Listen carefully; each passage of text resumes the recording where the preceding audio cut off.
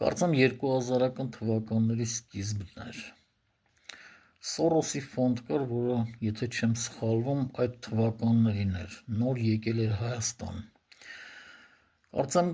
տեղակայված էր Սախարվի հրապարակում։ Հեռուստացույց էլ չունեի։ Ռադիոյով լսեցի, որ ունեն ծրագիր հաշմանդամների համար։ Եթե ստեղծագործողը հաշմանդամ է, կարող են օգնել, ցուցահանդես կազմակերպել կամ գիրք հրատարակել, եթե գրում է։ Գնացի դիմեցի իրենց, ասեցի նյութեր ունեմ, հնարավոր է օգնեն, որ հրատարակեմ։ 10-15 րոպե ինձ բացատրեցին, որ այս ծրագիրը ինձ չի վերաբերում։ Դե գումարը տվողը իրենք էին, հո չէի մտնելու վեճի մեջ։ Դուրս եկա և հեռացա։ Հաջորդ օրը փողոցում հանդիպեցի ընկերոջս, պատմեցի։ Ընկերս ծիծաղեց վրաս։ Ասեց դու չգիտես, որ նման ֆոնդերը, երբ որ գալիս են Հայաստան,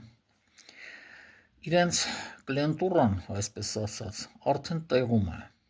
և իրենք գիտեն, ում պետք է տան և ում չպետք է տան, այնպես որ իզուր էլ դիմել ես։